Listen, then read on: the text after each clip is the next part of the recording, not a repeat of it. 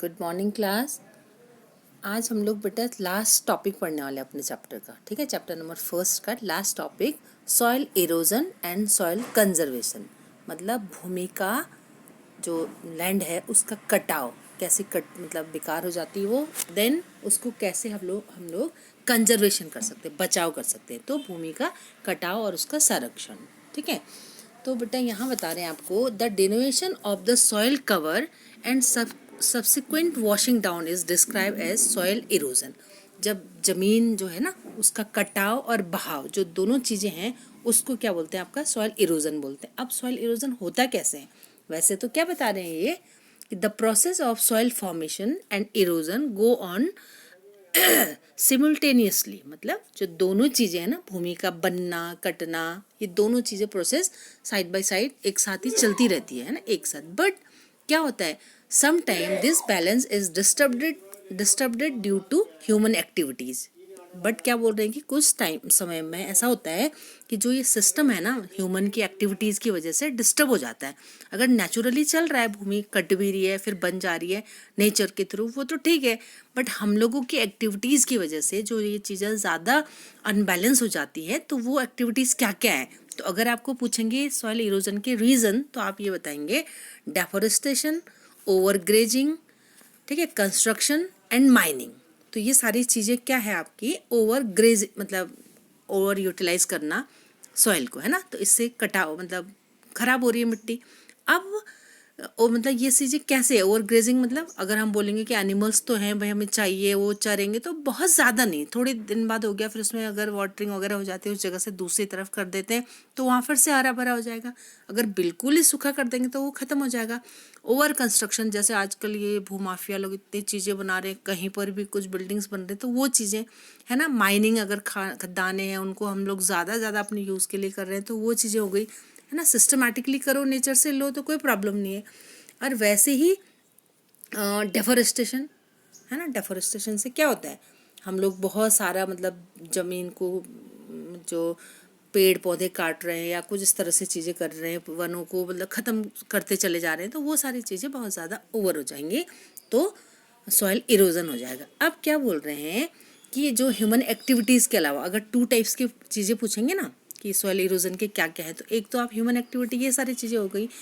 दूसरा आप देख रहे हो ड्यू टू नहीं sorry wild natural forces like wind, glacier and water. अब नेचुरल फोर्सेस कौन कौन सी बता रहे हो बेटा आपको, कौन कौन सी आपकी नेचुरल फोर्सेस, वो है आपकी विंड, बहुत ज़्यादा, जैसे हमने पहले से कट कर रखा है चीज़ें, है ना। अब क्या है, वो चीज़ें हवा से ऊपर की मिट्टी बहुत उड़ गई, पहले से हमने पेड़ वेड़ सब हटा दिए, है ना। ग्लेशियर है, अभी देखा यहाँ पर आपको आपदा आई थी, वो देखा था उत्तराखंड में, तो उस तरह से अगर ग्लेशियर पिघल गए तो पूरी मिट्टी को दबा देंगे, वो बेकार हो जाएगी।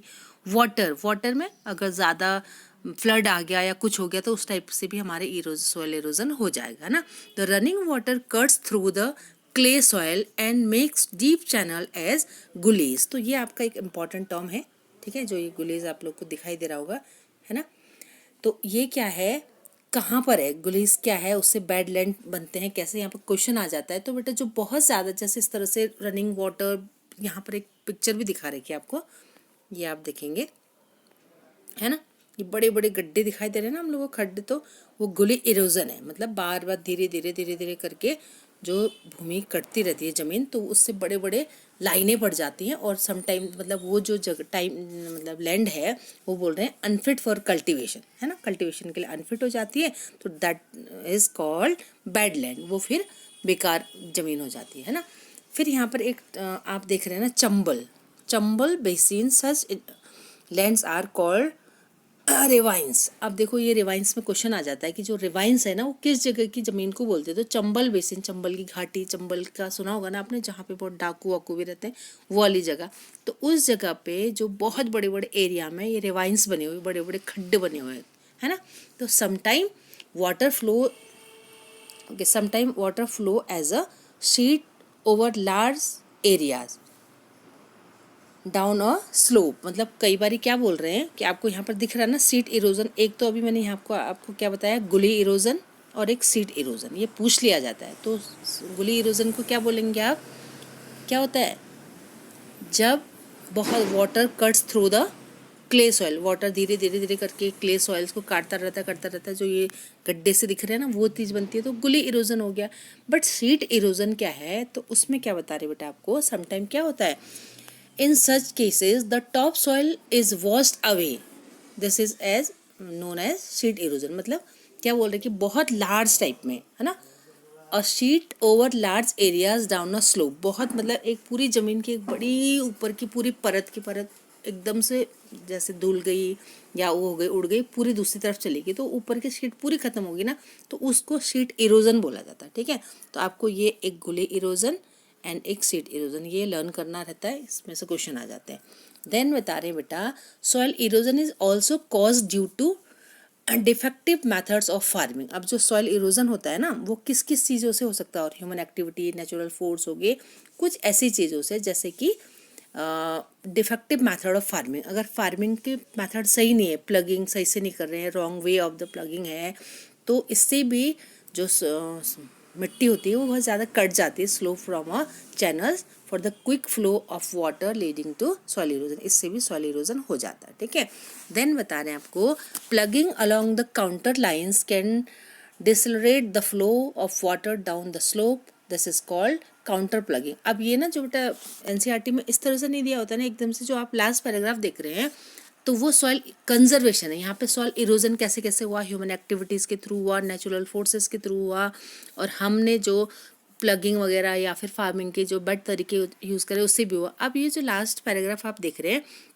यहाँ से आप क्या समझ सकते हैं कि यहाँ पर ये हमारी चीज़ें क्या है, कंजर्वेशन है, मतलब कैसा बचाव है, तो उसके तरीके देखना अभी। ठीक है, मैं बताती हूँ आपको, आप अपने बुक में अंडरलाइन करना।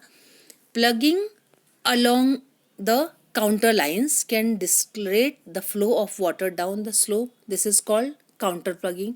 अगर हम जैसे कि इस तरह की काउंटर प्लगिंग करेंगे ना, पिक्चर्स के थ्रू इसमें नहीं बता रखा है, जैसे अगर गोल गोल सिस्टम बना देंगे हम लोग है ना, कि इस तरह से एक ही तरफ से जोत के दूसरी तरफ ना ले जाके हल्का सा ऐसे, जैसे वो हल जोताई करते हैं ना, तो ऐसे गोल गोल गोल, तो वो जो मिट्टी का कटाव होगा ना वो बाहर नहीं जाएगा, अगर उसमें बारिश पड़ेगी तो अंदर ही रहेगा। तो इस तरह से काउंटर प्लगिंग भी कुछ एरियाज़ में होती है, जैसे पहाड़ी वाले एरियाज़ में। ठीक है, माउंटेन एरिया में फर्स्ट हो गया।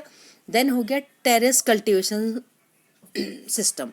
अब टेरेस कल्टिवेशन क्या है, सीढ़ीदार खेत बना लो है ना, और छोटे छोटे मतलब मेड़ जैसे बांध लो, उससे भी ये जो मिट्टी का कटाव हम रोक सकते हैं। देन है आपका बेटा, large field can be divided into strips और grass are left to the grow between the crops. अब जैसे कि बड़ी बड़ी अलग अलग क्यारियाँ बना लो, बांट दो उसको है ना, स्ट्रिप्स में बांट दो, और एक जैसे एक स्ट्रिप है उसके बीच में एक लाइन किसकी लगा दो, घास की लगा दो। अब वो हमेशा रहेगी, तो आपने जो भी चीज़ें लगाई, एक खेत हो गया, फिर एक और बीच में लगा दिया, फिर उसकी थोड़ी देर बाद इधर साइड में स्ट्रिप फिर से घास वास लगा दो। इस टाइप से भी करके वहाँ पे हम लोग सॉइल इरोजन को रोक सकते हैं। ठीक है, 3 हो गए आपके। देन है क्रिएट शेल्टर। अब शेल्टर कैसे बनाना है ना, क्या मतलब शेल्टर से तो हम लोग छाँव या कुछ ऐसा समझते हैं ना, लेकिन इसमें शेल्टर का मतलब क्या है, इस तरह से मतलब फसलों के मतलब जैसे घास की पट्टियों के अलावा ना क्या क्या करना है, पेड़ों को लगा दो, शेल्टर बेल्ट है ना, मतलब जैसे कि उसके शेल्टर रक्षक लगा दो, मतलब बॉडीगार्ड की तरह लगा दो, कि जैसे खेत है हमारा और एक लाइन में पेड़ पेड़ लगा दो, तो अब पेड़ तो क्या करेंगे, मिट्टी को जड़ को पकड़ के रखेंगे, तो उससे भी आपका जो ये सिस्टम है वो रुक सकता है, मतलब सॉइल को कंजर्वेशन हम कर सकते हैं। ठीक है, तो टेरेस फार्मिंग के थ्रू हो गया, काउंटर प्लगिंग के थ्रू द स्ट्रिप्स फार्मिंग हो गया, या क्रिएट अ शेल्टर बेल्ट्स हो गया। तो इस तरह से हम लोग क्या कर सकते हैं बेटा, मिट्टी के कटाव को रोक सकते हैं। ठीक है, तो ये हमारा चैप्टर का लास्ट टॉपिक था। देन अब आप लोग इसको अच्छी तरह से पढ़ के आएंगे बेटा। ठीक है, और फिर हम लोग क्वेश्चन आंसर में आपके इसमें भेज दूँगी। ओके बेटा, हैव अ नाइस डे।